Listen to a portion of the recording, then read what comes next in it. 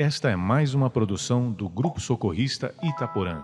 Abra seu coração e se ligue com Jesus. Sejam todos muito bem-vindos na nossa primeira quarta-feira do ano. Então, feliz ano novo para todos, que seja de muita luz, de muito amor. E é com muita alegria que eu estou aqui hoje. Não sei vocês, mas entrar novamente nessa casa após a virada do ano deu um respiro na alma, não deu? A gente fala, meu Deus, como é bom ter um oásis, um local para a gente renovar a nossa espiritualidade. Meu nome é Maria, para quem não me conhece. E como a gente está começando as palestras deste ano, eu vou apresentar para vocês o livro que será utilizado para os estudos de segunda e de quarta-feira. O ano passado nós estudamos Renovando Atitudes, do Hamed, e esse ano nós vamos usar o livro A Busca do Melhor, também do Hamed. É um livro muito gostoso, eu não conhecia, fui estudar, e ele tem lições bem curtinhas, com passagens do Evangelho, mas que vão nos auxiliando a buscar o melhor das nossas vidas. E a palestra de hoje, a reflexão de hoje, é justamente em cima do prefácio, da introdução do livro, onde ele vai trazendo essa necessidade que nós temos de buscar o melhor. Eu fiquei refletindo essa semana, quando nós estávamos no final do ano. Eu trabalhei até o finalzinho e eu conversando com uma colega, a gente fazendo planejamento de algumas ações. Eu trabalho numa escola e ela falou assim: Maria, como é que você acha que vai ser 2025?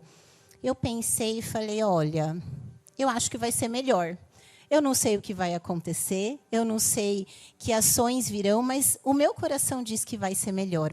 E isso vai muito ao encontro do que Hamed nos diz. Ano novo, vida nova. Sempre que a gente vira um ciclo, que a gente começa algo novo, é natural do nosso coração esperar o melhor, porque isso está dentro da lei de evolução. Nós sabemos que nós estamos destinados ao melhor, ainda que em alguns momentos a gente desacredite. E Hamed começa dizendo assim: a alma segue em uma busca incessante pelo autodescobrimento. Não há como cessar o trabalho de aprimoramento. Tudo continua sendo convite, esforço e dedicação.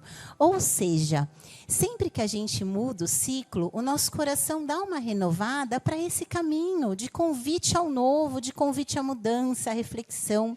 E pensando nisso, eu estava vendo aqui quando a gente chegou, todos nós nos abraçamos, nos desejamos um feliz ano novo, e todo mundo deseja coisas boas. O que a gente espera de um ano novo? Paz, saúde, alegria, amor. Por quê? Porque nós queremos isso para nós. E Hamed vai nos trazer essa reflexão. Tem uma lição do livro Fonte de Paz, do Emmanuel, que se chama O Natal do Cristo. E ela é muito interessante porque lá Emmanuel vai dizer o seguinte: que não é por acaso que o Natal, a data em que nós comemoramos o Natal, foi estipulada muito pertinho da virada do ano, que espiritualmente existe um motivo. Obviamente que Jesus não nasceu no dia 25 de dezembro, nós sabemos disso. Aliás, não tem como se saber a data exata do nascimento de Jesus, porque naquela época não se tinha esse controle. Essa data foi estipulada pela igreja e tem toda a parte histórica. Mas o que Emmanuel vai trazer nessa lição é que em espiritualidade não há acaso. Que até a determinação dessa data, que foi por conta do solstício de inverno, tinha um motivo espiritual, para que o Natal fosse bem pertinho da virada do ano. E o que ele vai nos dizer? Que conforme a nossa atitude espiritual ante o Natal, assim aparece o Ano Novo na nossa vida. O aniversário de Jesus precede o natalício do tempo. O primeiro renova a alegria. O segundo reforma a responsabilidade. Então, quando chega a época de Natal, todo mundo fica mais aberto aos sentimentos. Ainda que tenha aquela correria de comprar presente, de organizar festa, de ver quem passa com quem, tem essa parte material, né, mas essa dinâmica mais complicada, mas sempre tem um momento ou outro que o nosso coração sente aquele envolvimento, lembra do Cristo, tem filmes falando de Jesus, né? Então, a gente tem esse momento de renovação, justamente para que na virada do ano venha a nossa responsabilidade em querer fazer o melhor. E aí que vai vir mais um pouquinho da lição de Hamed.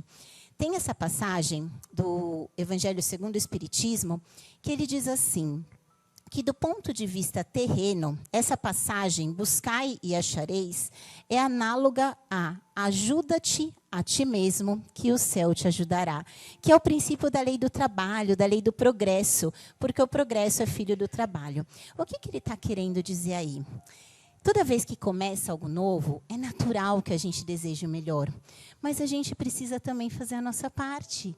E isso o Espiritismo vem nos trazer. Como espíritos eternos que somos, é essa virada de chave para que a gente renove as nossas forças para fazer diferente.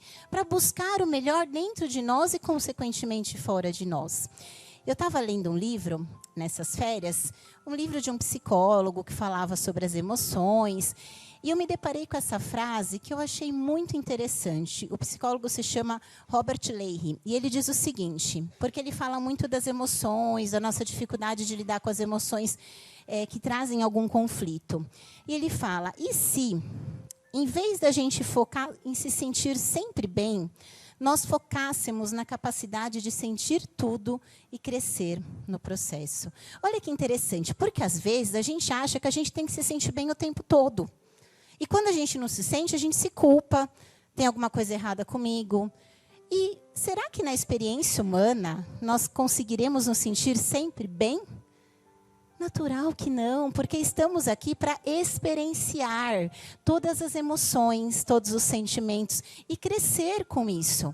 E lembrando uma lição que tem, se eu não me engano, no livro Contos e Apólogos de Humberto de Campos, tem uma passagem que diz que um dia Pedro, depois do desencarne do Cristo, Cristo já havia sido crucificado, os cristãos estavam tentando se organizar nas tarefas, ainda muito perdidos de como fazer. E Pedro um dia estava angustiado, porque começaram a perseguir os cristãos. Tiago havia sido preso. Imagina a gente naquela situação. Passamos 3 anos com Cristo, que foi aquele presente. De repente, o nosso mestre é crucificado. A gente passa por uma série de problemas e a gente começa a ver os nossos irmãos de evangelho sendo presos, sendo mortos, sendo torturados. Dá para se sentir bem nessa situação? Muito difícil.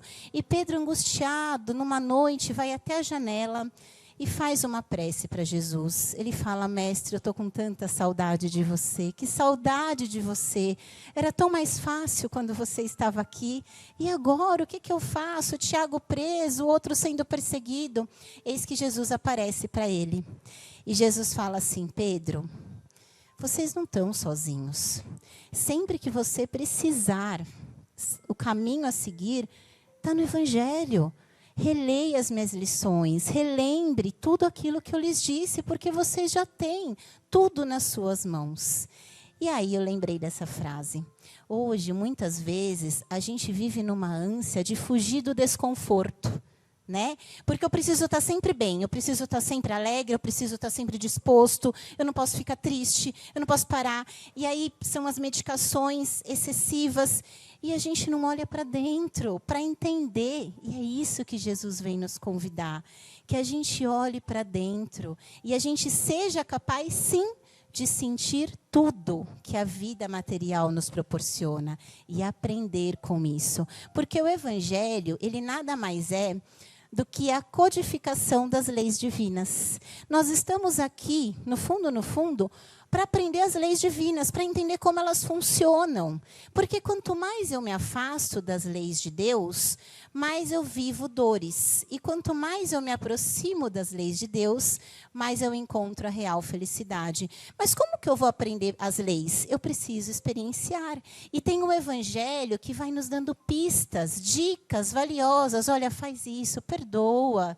Não fica guardando mágoa. Toda vez que eu faço algo que me afasta da lei, eu sofro, né? E aí a gente pensando num ano novo com Jesus. Essa é a proposta que eu quis trazer para a gente hoje, tá? E que também é uma reflexão que eu trouxe para a minha vida. Jesus dizia, vim para que tenham vida e vida em abundância. E como é que a gente pode, então, encontrar essa abundância no nosso dia a dia? Eu fiquei pensando, eu até fiquei olhando nas trocas de mensagens que nós fazemos no Ano Novo. E todos nós desejamos basicamente o quê? Uns aos outros? Saúde, é o que a gente mais deseja, né? Todo mundo fala assim, com saúde o resto a gente dá um jeito, né? Felicidade, paz. Acho que esses 3 pontos principais, se nós conseguirmos, já estaremos muito felizes e muito gratos. E aí, dentro de cada um deles, eu vou falar um pouquinho das mensagens do Evangelho, porque é isso que é o grande diferencial. Vamos olhar para isso não apenas com os olhos da matéria, mas com os olhos do espírito imortal, que é isso que vai nos fazer trazer um pouco mais para a nossa vida. Quando a gente fala de saúde, não tem como a gente não falar das curas de Jesus. Jesus fez muitas curas, muitas. Se a gente estuda o Evangelho, o que a gente mais encontra são as curas. Só que tem um fato curioso. Todos aqueles que Jesus curou, desencarnaram. Não é verdade? Todos aqueles que Jesus curou, em algum momento desencarnaram. Então, a cura de Jesus era para o corpo? Não era. Quando Jesus olhava para uma pessoa e via aquela pessoa passando por alguma dificuldade física, ele não via dificuldade física somente. Aquilo era só uma pequena parcela. Ele olhava todo o histórico da pessoa. Ele conseguia ver o passado, o presente e o futuro daquele espírito. O que ele aprontou lá atrás, né, que muitas vezes trouxe, como ele está hoje e, principalmente, o que ele vai ser com toda a sua potencialidade divina. Então, Jesus curava as almas. E como é que a gente pode trazer isso para o nosso dia a dia? Que a gente busque não apenas a saúde do corpo, mas a saúde da alma. Todos nós, na matéria, vamos experienciar problemas físicos. É natural, o nosso corpo, a nossa máquina, ela tem a necessidade de manutenção. Mas não adianta a gente ter problemas físicos e não observar o que está por trás. Por que será que eu estou me sentindo assim? Nossa, estou com dor de cabeça, tomo remédio e não passa. Minhas emoções, como estão? Tem um médico que eu estava ouvindo essa semana, mais alternativo, que ele dizia assim, o corpo demonstra aquilo que a gente não fala, sem as nossas máscaras. E é verdade, às vezes a gente está triste, mas a gente não quer falar para ninguém, né? A gente guarda aquela tristeza e fica fingindo que está tudo bem.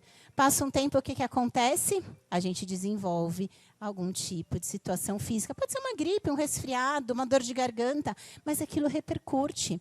E qual que é o convite do Cristo? Sempre que ele curava alguém, ele falava assim, levanta-te, anda, a tua fé te curou. Por quê? Porque ele trazia responsabilidade para a gente.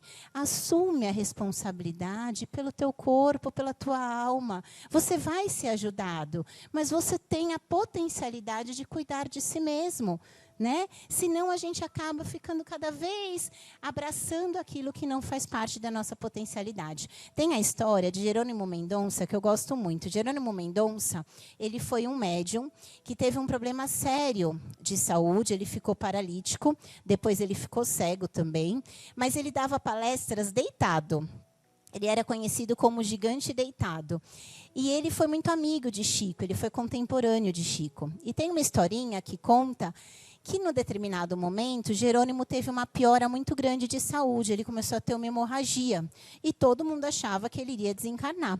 Então, falaram assim, vamos levar ele para ver o Chico, porque eles são muito amigos. Pelo menos ele vê o Chico antes de partir. E levaram para ver o Chico. Ele, com muita hemorragia, chegou lá com a roupa toda cheia de sangue. Quando o Chico olha para ele, Chico fala assim, vamos todos beijar esse irmão, porque ele está como uma rosa vermelha, precisando de carinho. Ele vai e coloca a mão onde estava a hemorragia do Jerônimo. E aí ele fala assim, Jerônimo, a hemorragia para, com o toque do Chico. Ele fala, Jerônimo, sabe por quê que você está com essa hemorragia? Porque você aceitou o coitadinho. Todo mundo olha para você e diz assim, ah, coitado, olha, dando a palestra deitado, ah, coitado, ah, coitado, ah, coitado. E você está tendo piedade de si mesmo. Jerônimo, alegria, você está vivo, você tem condições de servir ao Cristo. Ria dos seus problemas, seja alegre, aproveite as oportunidades de servir. E aquilo deu um up no Jerônimo que ele curou. E dizem que ele viveu mais 40 anos depois desse episódio, com muitas questões de saúde, mas aproveitando a oportunidade. Então, a saúde, quando a gente pensa em saúde, com o Evangelho é isso. Passaremos, sim, por tribulações. Talvez não tenhamos a saúde sempre perfeita do corpo, mas que a gente busca da alma, que a gente busca assumir a responsabilidade pelo nosso caminho, olhar para o nosso corpo, para as nossas emoções, o que está por trás disso que eu estou sentindo. Pode ser até que eu não melhore 100%, mas se eu compreender esse aprendizado, eu já estou trabalhando na cura da minha alma, do meu espírito. Isso sim eu vou levar pela eternidade, né? Quando a gente fala de felicidade, felicidade é algo que todo mundo quer, né? Todo mundo quer ser feliz. Isso é uma vontade do ser humano. E a felicidade, eu descobri esses dias também ouvindo, eu ouço muitas palestras, muitos podcasts, eu gosto bastante. Eu descobri que a palavra felicidade, ela tem na sua origem do latim a origem de frutífero, ou seja, felicidade é frutífero. Para a gente ter uma vida feliz, a gente precisa ter uma vida frutífera, que produza frutos e da qual a gente colha os frutos. E aí eu lembrei muito da parábola do semeador. Na parábola do semeador, Jesus falava aos seus apóstolos, e o semeador saiu a semear, e ele foi jogando as sementes, algumas caíram em terra que não frutificava, outras foram comidas pelos passarinhos, mas algumas caíram em terra boa. E na vida, às vezes a gente é o semeador, às vezes a gente é a terra que recebe as sementes. E o movimento, muitas vezes, da gente encontrar essa felicidade é a gente tornar a nossa vida um equilíbrio de colher frutos e dar frutos. O que é o colher os frutos? Tudo que eu faço precisa trazer algo para mim. Eu não posso viver no automático, porque se eu vivo no automático, eu vivo um robô. E a gente precisa ter atenção, porque viver na matéria nos leva ao automático. Eu percebo isso em mim. Eu trabalho numa escola e eu entrei para a educação por um propósito muito grande, de acreditar na educação e tudo mais. Mas, às vezes, a correria é tão grande, é tão imensa, é cobrança, é meta, é resultado, que eu me vejo conversando com o aluno no automático. Aí eu falo, meu Deus, espera lá. Eu não estou colhendo os frutos dessa vivência. Quando eu passo um dia trabalhando com a minha família, até curtindo as férias, aquilo tem que trazer algo para mim, aprendizados, renovação, entende? Senão a vida fica vazia, a vida perde sentido. E eu também preciso oferecer frutos. Da mesma forma que eu recebo, eu ofereço. Ofereço através de atitudes generosas. Esses dias eu estava observando coisas simples, gente. Eu não sei se já aconteceu com vocês. Mas, assim, às vezes a gente vai na farmácia e a gente é tão bem atendido que eu falo, meu Deus, olha, essa pessoa, não sei se ela segue uma religião, não sei qual que é a vida dela, mas a pessoa te atende tão bem, te dá um sorriso, brinca, sabe? Estou naquele momento de uma compra de um remédio tão leve que você fala assim, que gostoso, eu ficaria aqui até mais um pouco, dá até vontade de comprar um negocinho a mais. Mas por quê? Porque aquela pessoa está dando frutos. Ela não está lá só vendendo remédio, ela está dando fruto, que é o sorriso, a gentileza, né? E a gente pode fazer isso também aonde a gente estiver. Então, essa felicidade, ela vem do equilíbrio entre colher os frutos da minha vida e também oferecer. E às vezes a gente pode pensar, mas a minha vida está com tanto problema, eu tenho tantos desafios. Aí vem mais uma historinha do Chico. O Chico conta que tinha uma senhora que ia toda vez no centro conversar com ele, e ela tinha a mania da queixa. Tudo ela se queixava, e ela falava assim, ai, Chico, a minha vida é tão difícil, a cruz que eu carrego é enorme, você não imagina como é difícil. E o Chico, muito doce, né, falava assim, ah, minha filha, eu imagino, eu vou orar por você, eu vou pedir pelos bons espíritos que intercedam pela sua cruz. E ele conta que um dia ela procurou ele novamente, disse, ai, Chico, eu tive um sonho, toda envergonhada. E diz que no sonho, ela estava com o mentor dela, e o mentor falava assim, olha, o Chico intercedeu por você. Então, nós vamos fazer uma experiência, nós vamos levar você um tipo de uma loja de cruz, tem várias cruzes, e você vai poder trocar a sua cruz, escolher a sua cruz. E diz que ela entrou, a imagem que ela teve, ela via cruz de vários tamanhos, cruz grande, cruz pequena, cruz média. E ele falou, olha, pela oração do Chico, você vai poder escolher a sua cruz. E aí ela viu uma cruz bem pequenininha, que cabia na palma da mão. Ela falou, essa mesma, essa que eu dou conta, né? E ela falou, eu quero essa aqui. E pegou, cabia na palma da mão. Aí o mentor olhou para ela e falou assim, é sério isso? Eu te trouxe até aqui para você escolher justamente a cruz que você já carrega? E aí ela viu que, na verdade, ela estava com a cruz que ela tinha condições de carregar. E assim é com todos nós. Nossa vida tem os desafios que nós temos condições de enfrentar. E quando a gente tem o olhar do Cristo, do Evangelho, a gente olha para isso como oportunidade. Deus está me confiando, sabe? Eu, às vezes, tenho um mantra que eu falo assim: em tudo dai graças. Apareceu uma dificuldade? Em tudo dai graças. Vamos ver, o que será que eu tenho que aprender com isso? Porque é Deus confiando, passando a gente de nível, sabe? Igual videogame. Se eu estou com um desafio grande, é porque eu já tenho condições espirituais de desenvolver dentro de mim os valores e virtudes para superar aquele desafio. Olha como muda. E aí, assim, a gente vai crescendo, a gente vai caminhando, né? E paz. Quem aqui não quer paz? Né? Como queremos paz? Paz interior, paz de alma.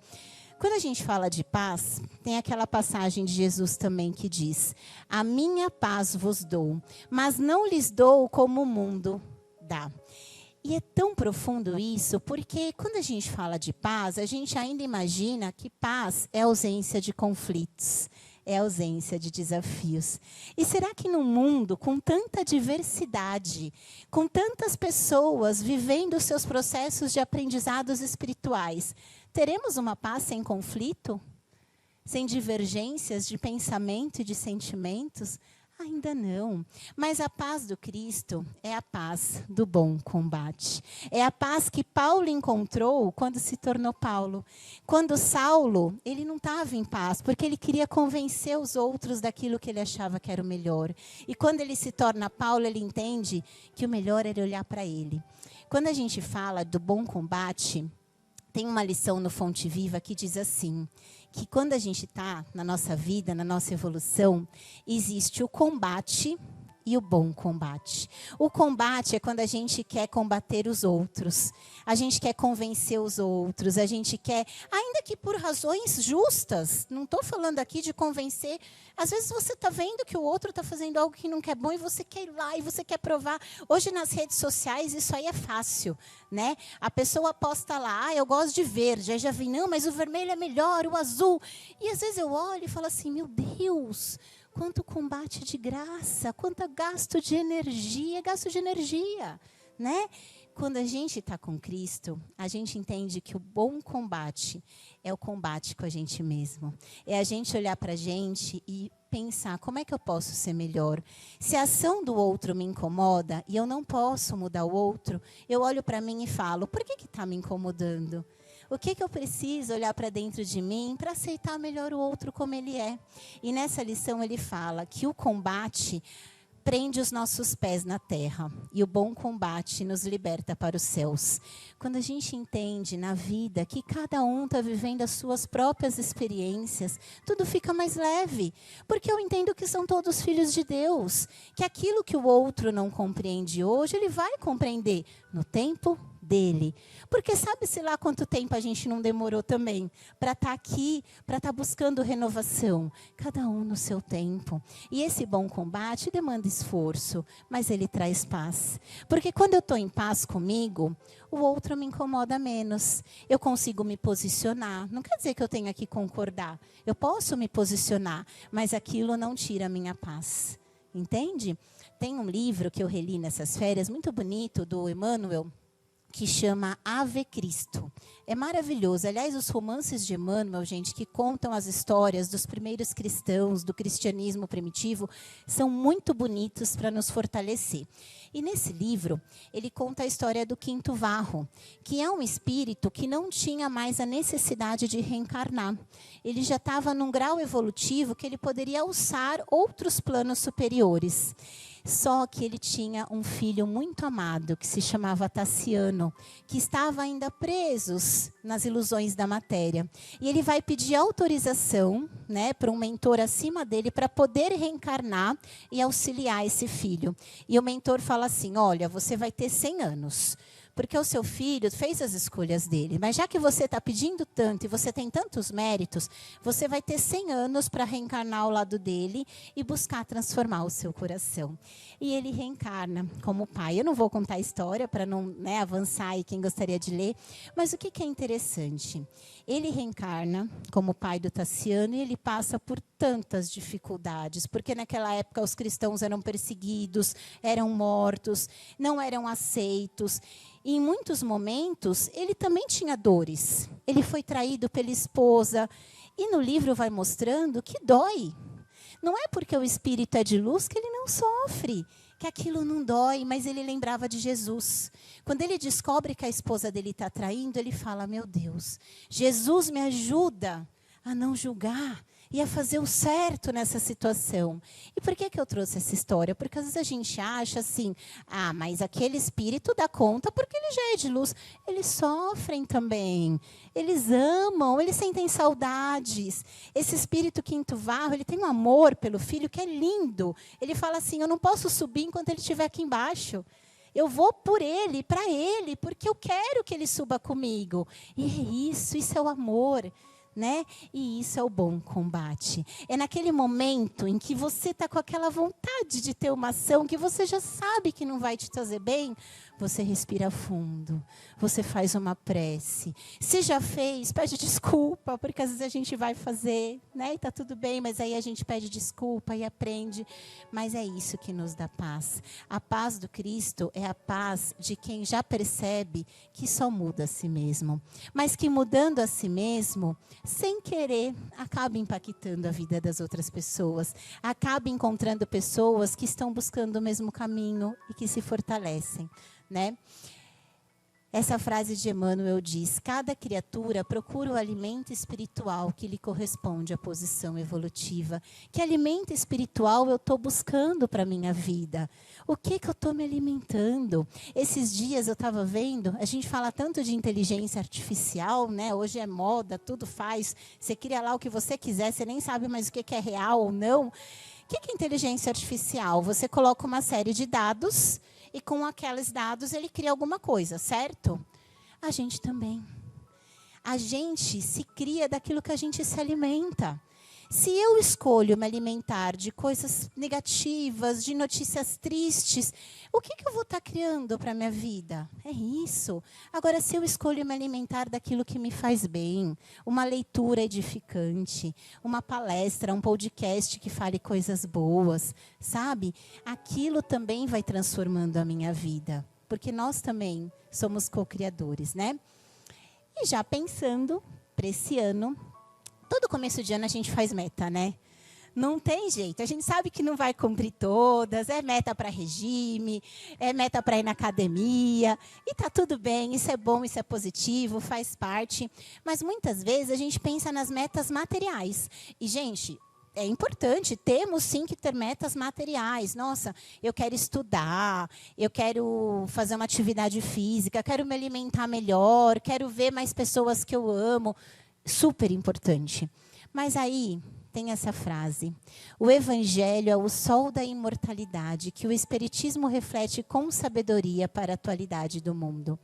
Se eu já tenho o presente, porque isso é um presente do Evangelho na minha vida, e o conhecimento da doutrina espírita que vem esclarecer o Evangelho, que vem me relembrar que eu sou filho de Deus, que existe um Pai amoroso que cuida de mim e de todos que eu amo. Se eu sei que a minha alma é imortal e que eu já nasci muitas vezes e vou continuar nascendo, tantas quantas forem necessárias. Se eu entendo que eu posso me comunicar com a espiritualidade, né? Porque todos temos a mediunidade em nós. Quando eu entendo tudo isso, não basta ficar só nas metas materiais. Quais são as metas para o meu espírito imortal? O que eu quero, enquanto espírito, construir para mim nesse ano?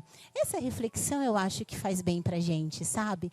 Porque isso, gente, não tem idade, não tem momento de vida, é para a eternidade. Então, quando eu penso, quais são as minhas metas espirituais diante daquilo que eu vivo? Tem coisas que eu posso mudar.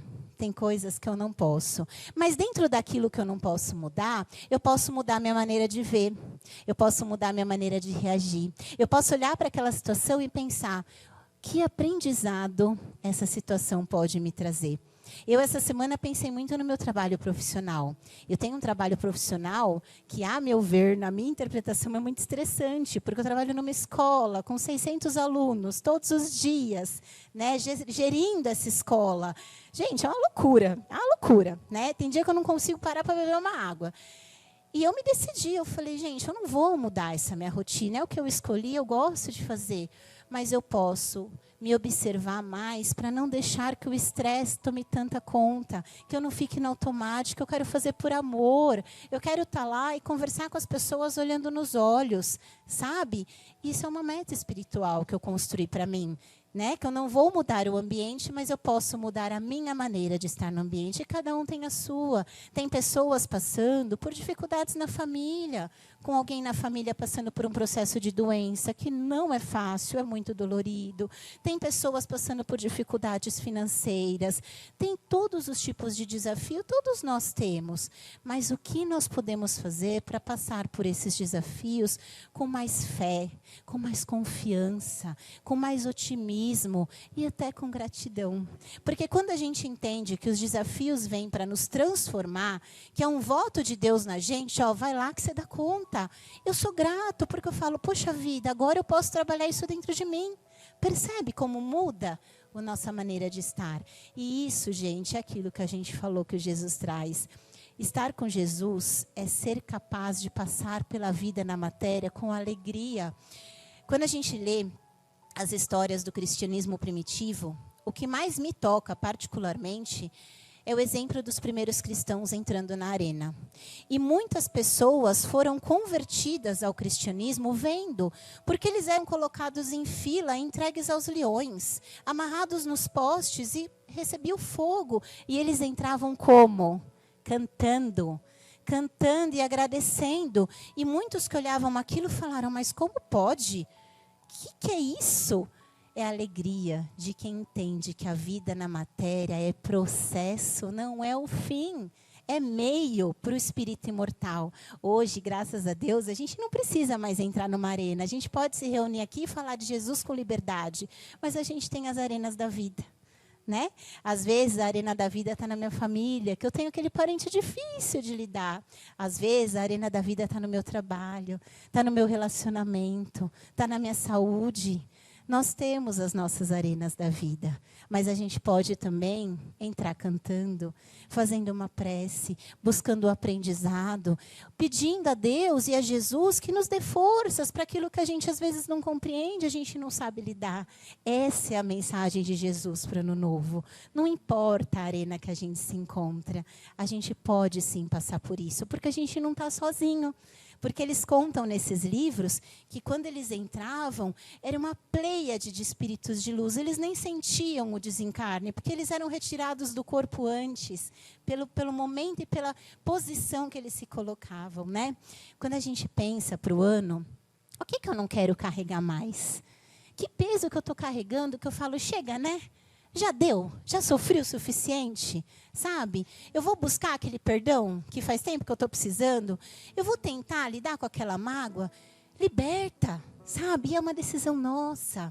O que eu quero para esse ano? Isso é meta espiritual. Isso é o que nos traz leveza de vida. E aí, gente, percebe que quando a gente tem meta espiritual, não importa o que acontece fora.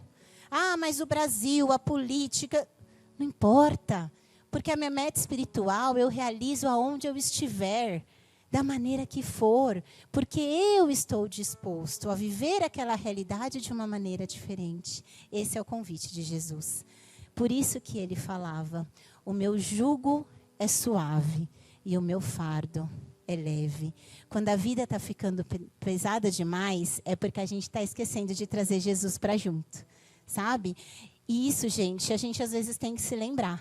Não é porque a gente tem aqui um dia de casa, 10 anos de casa, 20 anos de casa. Quantas vezes eu me pego acordando de manhã e falando, e aí eu falo, opa, está faltando Jesus. Teve uma segunda-feira que eu acordei, gente, eu tenho um problema sério com segunda-feira.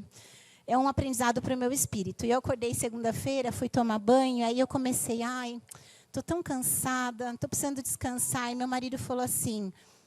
ele nem é espírita oficialmente, né? Só por osmose. Por osmose porque né? Faz evangelho no lar, eu conto todas as histórias dos livros para ele, então é espírita, não vem.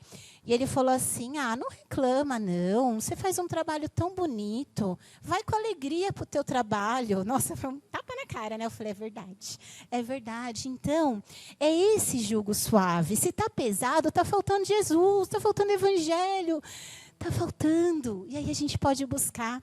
Hoje, gente, a gente tem muito acesso. A gente não precisa mais nem do livrinho, né? A gente tem, mas eu não estou com o meu livrinho Fonte Viva. Abre no Google, digita assim, Fonte Viva PDF. Vem. Mas como é que eu faço? Sabe como eu faço quando eu estou sem o livrinho? Uma dica.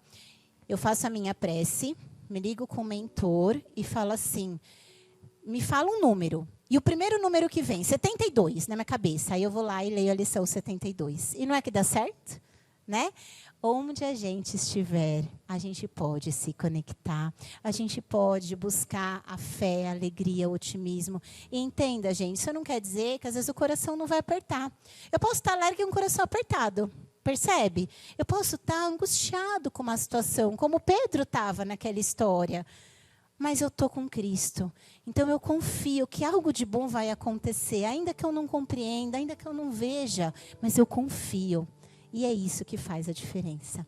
Então, para esse ano que se inicia, que nós possamos estar juntos, nas pegadas do Mestre, né? Hamed termina essa introdução ao livro dizendo assim, Senhor, ensina-nos a encontrar claridade na luta construtiva, descanso no trabalho edificante, confiança em tua seara de amor junto aos homens, para que nossos conceitos de hoje possam sofrer amanhã profundas alterações para o melhor. Então, que a gente saia daqui se sentindo renovado. E eu nem ia contar essa história, mas me veio muito forte para a gente finalizar. Maria, quando ficou bem idosa, ela morava numa casinha, atendia todos os passantes que iam ali. E um certo dia, ela já com a idade muito avançada, Maria, mãe de Jesus, batem na porta e passa um viajante pedindo auxílio. E era costume da época que o viajante entrasse, lavasse os pés e se oferecesse uma comida. Ela acolhe esse viajante, pede para ele se sentar, mas naquele momento ela sente uma profunda emoção. E quando esse viajante se senta e ela vai lavar os pés dele, como era o costume, ela vê as chagas, as marcas. E naquilo ela levanta e olha, ela vê que ela está diante de Jesus. E Jesus olha para ela e diz, minha mãe, vim buscar-te para que seja a rainha dos céus junto comigo. E é assim que ela desencarna, sendo buscada pelo Cristo. E antes de ir ao reino dos céus, que é onde ele convida ela para ir, ela fala assim, meu filho, antes de ir, eu preciso passar para Roma e ver se tem algum coração precisando de mim. E ela vai em espírito junto com o Cristo, né? Vendo Roma, e naquela época já se tinha as arenas dos cristãos. E ela vê uma jovem que estava prestes a entrar naquela arena, com medo, tensa. E ela chega em espírito do lado da jovem e diz, canta, minha filha, canta. E aquela jovem sente aquele amor de Maria e começa a cantar. E entra na arena sendo recebida por ela e por Jesus. Então, que nesse ano, diante de todas as arenas da vida que nós possamos estar ou entrar, a gente não se esqueça de cantar e de lembrar que Jesus está conosco e Maria também, certo? Um bom ano para nós. Obrigada a todos. E a gente vai agora fechando os olhos para fazer um breve encerramento.